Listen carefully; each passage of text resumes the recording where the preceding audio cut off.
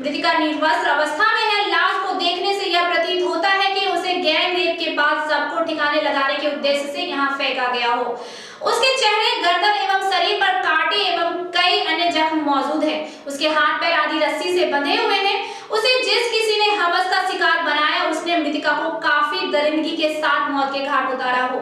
शनिवार को करीब 1 बजे दिन में गांव की महिलाएं घास काटने गई थी। आम के बागीचे में सबको देखने के बाद लोगों को जानकारी हुई। इसकी चर्चा होते ही सबको देखने लोगों की भीड़ जुटने लगी। बताते चले कि जिस जगह सब मिला है उसके कुछ ही दूरी पर फुलपरास प्रखंड की सीमा है। बाबूगढ़ी थाना पुलिस को जब जानकारी हुई तो सबको कब्जे में लेकर पोस्टमार्टम के लिए मधुबनी भेज दिया है। समाचार लिखे जाने तक इसकी शिनाख्त नहीं हो पाई है। अब पोस्टमार्टम रिपोर्ट आने के बाद ही घटना की वास्तविकता उजागर होगी। इस संबंध में थाना अध्यक्ष रामाशीष कामत ने पूछने पर बताया कि सबको पोस्टमार्टम में भेज दिया है, जांच की जा रही है। जयनगर अनुमंडल के बासोपट्टी बाजार के एक ज्वेलर दुकानदार को गोली मारकर अपराधियों ने जेवर और रुपए से भरे बैग लूटकर फरार हो गए। दुकान बंद कर घर जा रहे थे दुकानदार। घर से थोड़ी ही दूरी पर गोली मारकर फरार हो गए अपराधी। घटना को लेकर बासोपट्टी बाजार में दहशत का माहौल बना हुआ है।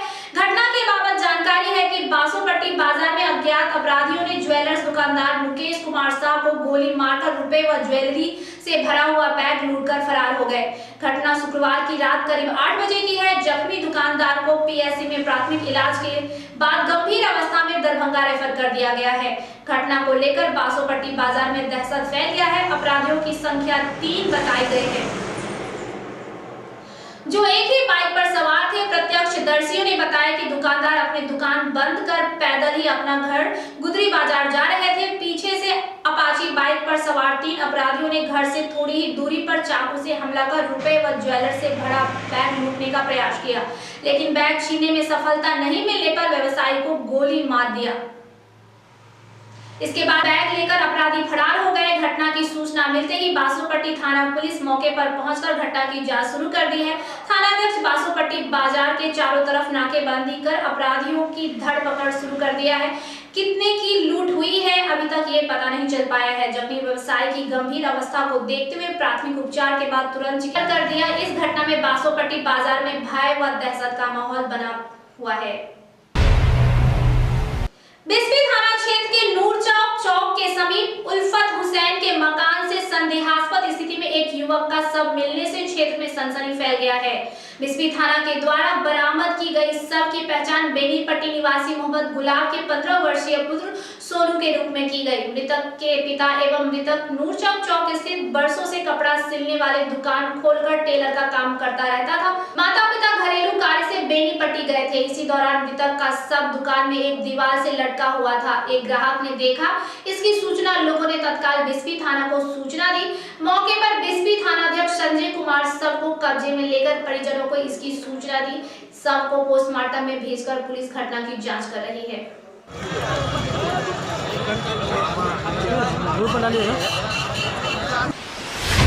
जयनगर थाना पुलिस ने एएसपी के निर्देश पर थाना क्षेत्र में सघन छापेमारी कर 6 बाइक पर लदे 8 बोरी बंद 1140 बोतल नेपाली शराब के साथ 6 शराब तस्करों को गिरफ्तार किया। यहाँ पे शराब की काफ़ी दिनों से शिकायत आ रही थी, तो उसी के ऊपर कार्रवाई की गई है। सुबह सुबह आपको 4 बजे से घात लगा के आसपास के इलाकों में मैं और मेरे आदमी और थानाध्यक्ष और साथ में और भी कई लोग वहाँ पे बैठे हुए थे। तो हमने देखा लोगों को बाइक से सुबह सुबह ये लोग रेकी करते हैं कि कोई है तो नहीं, तो ये बाइक लेके सारे जा रहे थे। तो लगभग हम समझ लीजिए उसमें 1.5 घंटे तक हम लोगों ने देखा है। और उसके बाद जैसे ही इनका काफिला आना शुरू हुआ है, उसी पर हमने तुरंत, सब लोग सिविल में थे, तुरंत गए और इनको पकड़ा। 2-3 जगह पे इनको पकड़ा। उसके बाद उनको इन्होंने पकड़ा, उनमें से कई लोग जहाँ से शराब लेके आ रहे थे उनके मोबाइल से फिर उनको कॉल लगाया गया, उनको अपने बॉर्डर के एरिया में बुलाया गया और फिर वहाँ से उनको भी पकड़ लिया गया। साथ में वही 6 बाइक जब्त किया गया है, 6 लोगों की गिरफ्तारी हुई है और लगभग 300 लीटर से ऊपर शराब, नेपाली शराब जो है ये जब्त किया गया। सर आगे भी अभियान जारी रहेगा? आगे भी अभियान जारी रहेगा और थाना अध्यक्ष जयनगर हो गए, थाना अध्यक्ष देवदा हो गए, बासोपट्टी हो गया या लदनिया हो गया, सभी लोग एक टीम की तरह मिलके इसके ऊपर काम करेंगे और आपको कुछ दिनों में इसके ऊपर और सख्त से सख्त कार्रवाई देखने को मिलेगी। जब 6 बाइक में नेपाल का भी बाइक है, 3 नेपाली शराब तस्कर भी हैं, जिसमें एक नाबालिग तस्कर भी शामिल है। गिरफ्तार शराब तस्करों से 4 5 मोबाइल फोन भी बरामद किया गया है। जयनगर थाना परिसर में एएसपी डॉक्टर सौर्य सुमन प्रेस वार्ता कर कह रहे थे कि क्षेत्र में शराब के खिलाफ अभियान जारी रहेगा। बिस्फी प्रखंड क्षेत्र में शराबबंदी को लेकर बिस्फी पतौना ओसी थाना पुलिस के द्वारा विशेष अभियान चलाया जा रहा है। बिस्फी थाना के द्वारा शनिवार को विशेष अभियान के तहत रघौली गांव से 20 बोतल से अधिक शराब बरामद किया गया। इस दौरान 2 शराब कारोबारियों को गिरफ्तार भी किया गया है। साथ ही पुलिस ने एक सिल्वर रंग के कार को भी शराब के साथ बरामद किया है। धराए कारोबारी को बलहा पुल के पास खेप पहुंचाकर घर लौटने के क्रम में पुलिस ने दबोच लिया। शराब तस्करों से पूछताछ के बाद उसे न्यायिक हिरासत में जेल भेज दिया गया है। बिस्फी थानाध्यक्ष संजय कुमार ने बताया कि गिरफ्तार शराब तस्कर रघौली गांव निवासी रोशन कुमार है, वहीं भोला पासवान सिमरी गांव निवासी बताए जा रहे हैं। खीरहर थाना पुलिस ने गुप्त सूचना के आधार पर छापेमारी के क्रम में 50 बोतल देसी शराब समेत कारोबारी पिता और पुत्र दोनों तस्कर को गिरफ्तार किया है। वहीं एक तस्कर भागने में सफल हो गया।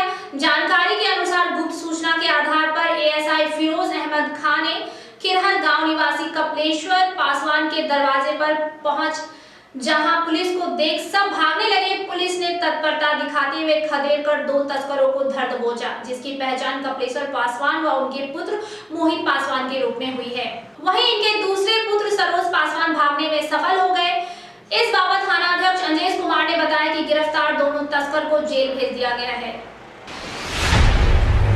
आज हरलाखी थाना पुलिस ने दीवा गश्ती के क्रम में 52 बोतल शराब को जब्त किया है। जानकारी के अनुसार शुक्रवार की शाम एएसआई विनय शर्मा दलबल के साथ दीवा गश्ती पर निकले हुए थे।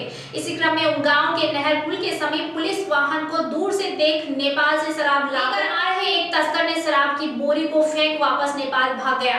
पुलिस के द्वारा बोरी को खोले जाने पर 52 बोतल शराब बरामद हुआ है। इसी बाबत थानाध्यक्ष प्रेमलाल पासवान ने बताया कि अज्ञात शराब तस्कर के विरुद्ध प्राथमिकी दर्ज कर आगे की कार्रवाई की जा रही है। पुलिस कप्तान के निर्देश पर झंझारपुर पुलिस क्षेत्र में शराब कारोबार खात्मा के लिए बीते 1 सप्ताह से लगातार अभियान चलाई जा रही है। इस दौरान रोजाना भारी मात्रा में शराब की बरामदगी हो रही है। दर्जन भर महिला व पुरुष कारोबारी जेल भी जा चुके हैं। पुलिस अब स्वान जियो की मदद से शराब कारोबार पर नजर रख रही है। शनिवार को भैरव स्थान थाना पुलिस ने नरवार गांव में एक आवासीय घर में छापेमारी कर भारी मात्रा में विदेशी शराब बरामद किया है। गृह स्वामी शाह शराब के कारोबारी पवन झा सहित परिवार के सभी लोग पुलिस के पहुंचने से पहले ही फरार हो गए। भैरव स्थान थाना परिसर में नरवार गांव में शराब बरामदगी को लेकर जानकारी देते हुए एसडीपीओ आशीष आनंद ने बताया कि नरवार गांव निवासी स्वर्गीय भोगी झा का पुत्र पवन झा शराब कारोबार में में भी जेल जा चुका है। आज भैरव स्थान थानाध्यक्ष को आरोपी के घर में विदेशी शराब का भंडारण होने की गुप्त सूचना मिलने पर दरभंगा से बुलाए गए स्वान जियो की मदद से छापेमारी की गई। के निर्देशन में लगातार शराब के विरुद्ध कार्रवाई हो रही है और इसी परिप्रेक्ष्य में आज गुप्त सूचना मिली थी कि नरवार में आवासीय घर में लीकर को छिपा कर रखा गया है और इसी क्रम में दरभंगा से डॉग एक्सपर्ट जो कि इसी के लिए एक्सपर्ट है स्वान जियो उस टीम का नाम है, जिसमें हमारे अमित और विनीत जी इस टीम को लेकर के आए थे और साथ में थानाध्यक्ष और अन्य संबंधित पदाधिकारी ने रेड किया और पवन झा के घर में इम्पेरियल ब्लू और मैकडोनाल्ड की टोटल लगभग 234 लीटर लीकर पकड़ाया है।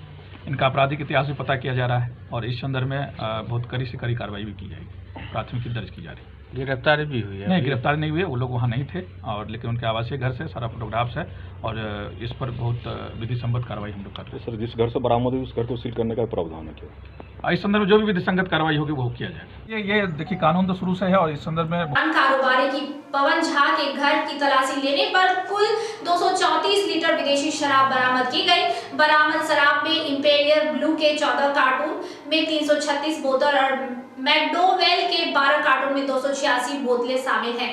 हालांकि कारोबारी सहित परिवार के सभी सदस्य पुलिस के पहुंचने से पहले ही फरार हो गए थे। पुलिस ने तत्काल घर से शराब बरामदगी के साथ ही घर को सील कर दिया है। डीएसपी आशीष आनंद ने बताया कि लगातार शराब के खिलाफ अभियान में पुलिस को जो सफलता मिल रही है, अब स्वान जियो की मदद से शराब कारोबार पर नजर रखी जा रही है। आम लोगों द्वारा गुप्त रूप से पुलिस को सूचना सूचना देने से ये पुलिस को देखिए, बड़ी कानून तो सफलता है और मिल रही है। संगत- उन्होंने आम लोगों से अपील करते हुए कहा कि शराब की सूचना देने वालों का नाम गुप्त रखा जाएगा। इसमें जनता का भी साथ मिल रहा है। गुप्त तौर पर हम लोग खबर हम लोग के पास आ भी रही है और मैं यह फिर से अपील भी करूंगा। मैंने पहले भी अपील किया है कि इस तरह कहीं भी कुछ भी खबर हो हमें निश्चित रूप से खबर दें, उनका नाम गोपनीय रखा जाएगा और कड़ी से कार्रवाई होगी, इसके लिए वो निश्चित है। शराब के खिलाफ पुलिस का अभियान तब तक जारी रहेगा जब तक शराब के मामले शून्य न हो जाए। साथ ही डीएसपी ने बताया कि अब दोबारा से शराब कारोबार में जुड़े लोगों का न्यायालय से मिले जमानत को रद्द कराया जाएगा। जमानतदारों पर भी पुलिस की नजर है। इस संदर्भ में जो भी विधिसंगत कार्रवाई होगी वो किया जाएगा। अराजक तत्वों की गतिविधियों पर अंकुश लगाने को ले पुलिस अधीक्षक डॉक्टर सत्य प्रकाश के निर्देश पर हरलाखी थानाध्यक्ष प्रेमलाल पासवान व किरहर थानाध्यक्ष अंदेश कुमार के नेतृत्व में थाना क्षेत्र के विभिन्न प्रमुख मार्गों पर वाहन चेकिंग अभियान चलाया गया। अभियान की खबर क्षेत्र में फैलते ही बगैर कागजात वाले बाइक चालक मुख्य मार्ग छोड़कर अन्य रास्ते से निकलते देखे गए। इसी क्रम में थाना गेट के सामने NH 104 पर SI तालिब खां के नेतृत्व में बाइक के कागजात, ड्राइविंग लाइसेंस, हेलमेट व डिक्की की जांच की गई। रुद्रपुर थाना क्षेत्र के खरखवाड़ी गांव में आग लगने से संजय रावत और भोगेंद्र प्रसाद के 2 घर जलकर राख हो गए। भोगेंद्र प्रसाद की गाय और संजय रावत की भैंस के भी झुलसने की खबर है। आग लगने की घटना शुक्रवार देर शाम की बताई जा रही है। पीड़ित परिवारों ने बताया कि शुक्रवार की देर शाम अचानक एक भैंसा आकर घूरा अलाव उधेड़ने लगा। इसमें से निकली चिंगारी से घर में आग लग गई। आग लगने की जानकारी होते ही ग्रामीण जुटे और भारी मशक्कत के बाद आग पर काबू पाया गया।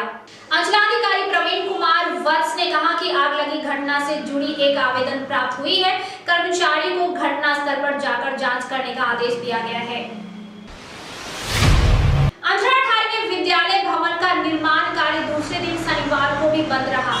कथित निर्माण धांधली को लेकर लोगों ने शुक्रवार को निर्माण कार्य को रुकवा दिया था। बताते चले प्रखंड मुख्यालय बाजार स्थित +2 परियोजना बालिका विद्यालय का भवन बन रहा है।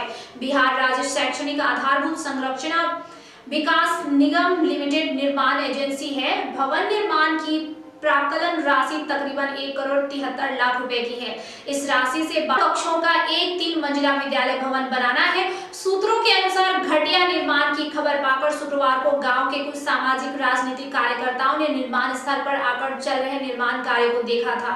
उनमें कमलेश कुमार चौधरी, राजनारायण उर्फ छोटू राय, अजय कुमार चौधरी आदि प्रमुख थे। उन लोगों का आरोप है कि संवेदक स्कूल भवन निर्माण कार्य में खुलेआम 3 नंबर की ईंट, घटिया बालू, 10x1 बालू सीमेंट का मिश्रण लगवा रहा है। जाहिर है कि नींव और भवन पुख्ता नहीं होगा। उन लोगों के अनुसार नियमतः संवेदक को कार्यस्थल पर योजना से संबंधित बोर्ड लगाना चाहिए था, जिसमें संवेदक का नाम, प्राक्कलन राशि, भवन निर्माण शुरू होने और खत्म होने की तिथियां आदि संबंधित सूचनाएं अंकित हो। संवेदक ने इसका भी अनुपालन नहीं किया है। +2 बालिका परियोजना का बिल्डिंग बन रहा है और बहुत ही जो है विभागीय लापरवाही तो है ही यहाँ पे। और 3 नंबर ईटा और बालू जो है आपको 16 टीन में 2 टीन बालू सीमेंट दिया जा रहा है और प्लिंथ गड़बड़ है इसका। और कोई ठेकेदार यहाँ नहीं है, ना ही कोई बोर्ड है यहाँ पे। मतलब अंधेर नगरी चौपट राजा कह सकते हैं आप। कुछ भी नहीं हो रहा है, काम कहीं भी ठीक नहीं हो रहा, किसी भी स्तर से नहीं ठीक हो रहा है। अब बालू आपके सामने है, कार्य देखिए। रोकने वाले के अनुसार उन लोगों ने मोबाइल पर अधिकारियों और संवेदक से संपर्क साधने का प्रयास भी किया था। जब हमने पूछा यहाँ पर जो भाई इनका संवेदक कौन है, कैसे हो रहा है काम, कोई नहीं था। यहाँ पर एक लेबर था, लेबर से पूछे ये काम आप किसके आदेश से कर रहे हैं, तो बोला जो यहाँ के जिनका ये टेंडर है वो हमको बोले हैं जो तुमको जो सामान मिलता है उससे काम करो। ये स्कूल है, स्कूल का भवन है, यहाँ पर हम लोग गलत काम नहीं होने देंगे। 10 टीन में 1 टीन सीमेंट दिया जाता है उसी हिसाब से, जिसका नमूना यहाँ पर रखा हुआ है जी। और बिना बोर्ड का किसी से पूछते हैं योजना कितना का है, तो कोई कहता है 1 करोड़ का है, कोई कहता है 99 लाख का है। सही जानकारी नहीं है जनता के बीच। बोर्ड लगा अधिकारियों के मोबाइल बंद थे तो संवेदक ने शिकायत को अपने संज्ञान में नहीं लिया था। लोगों ने आक्रोशित होकर राजमिस्त्री और मजदूरों को काम बंद करने के लिए कहा और शनिवार को मंडल भाजपा अध्यक्ष हरिमोहन मंडल निर्माण स्थल पर आकर आरोपों का मुआयना कर रहे थे। वे घंटों तक कार्यस्थल पर संवेदक के आने की प्रतीक्षा की। मंडल अध्यक्ष के अनुसार संवेदक को गुणवत्तापूर्ण निर्माण कार्य करना ही पड़ेगा, घटिया कार्य उन्हें नहीं करने दिया जाएगा। इधर संवेदक के सूत्रों के अनुसार निर्माण कार्य में किसी भी तरह की अनियमितता नहीं है, प्राक्कलन के हिसाब से गुणवत्तापूर्ण कार्य किया जा रहा है। हरलाखी प्रखंड के फुलहर वार्ड नंबर 6 में मुख्यमंत्री नीतीश कुमार की महत्वाकांक्षी योजना नल जल योजना भ्रष्टाचार का भेंट चढ़कर रह गया है। यहाँ अनियमितता ही अनियमितता है।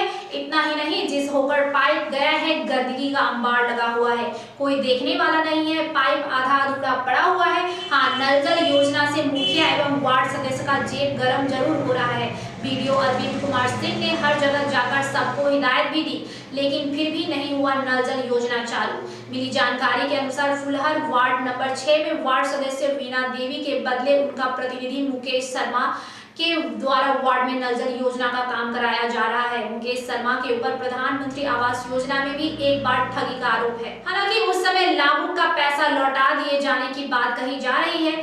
जानकारी ग्रामीणों का कहना है कि फुलहर वार्ड नंबर 6 में काफी गड़बड़ी अनियमितता है। देखने वाली बात यह है कि कार्रवाई होती है या नहीं। सीमावर्ती क्षेत्र जयनगर में झंझारपुर के सांसद रामप्रीत मंडल ने क्षेत्र के दौरा कर एनडीए कार्यकर्ताओं के साथ बैठक की। सांसद निर्माणाधीन ओवरब्रिज और जर्जर यू टाइप सड़क का भी निरीक्षण कर रहे थे। एनडीए कार्यकर्ता और वार्ड पार्षदों समेत अन्य लोगों के द्वारा सांसद को क्षेत्र की समस्याओं से अवगत कराया गया और विभिन्न मांगों को लेकर ज्ञापन सौंपा। उपस्थित लोगों ने नेपाली ट्रेन के परिचालन, ओवरब्रिज, बॉर्डर बंद होने पर प्रभावित व्यापार, किसानों की समस्याओं समेत अन्य समस्याओं से अवगत करवाया। एनडीए कार्यकर्ताओं ने सांसद रामप्रीत मंडल को पाक दोपटा और फूल माला से स्वागत किया और सम्मान किया। साथ ही पत्रकारों को बताया कि क्षेत्र में व्याप्त समस्याओं से अवगत हुए हैं। समस्याओं के निदान हेतु जल्द प्रयास किया जाएगा। जयनगर के लेकर के ज़्यादा प्रयास करता हूँ। आना नहीं आने का अलग मुद्दा है, लेकिन पार्लियामेंट में जो मेरा मेन, जो पहले भी मैं बोला हूँ कि मेरा जो फर्स्ट प्रेफरेंस रहेगा जयनगर, अभी भी है। और जितना भी मैं आवाज़ उठाया हूँ पार्लियामेंट में, शायद पहले कोई नहीं उठाए होंगे।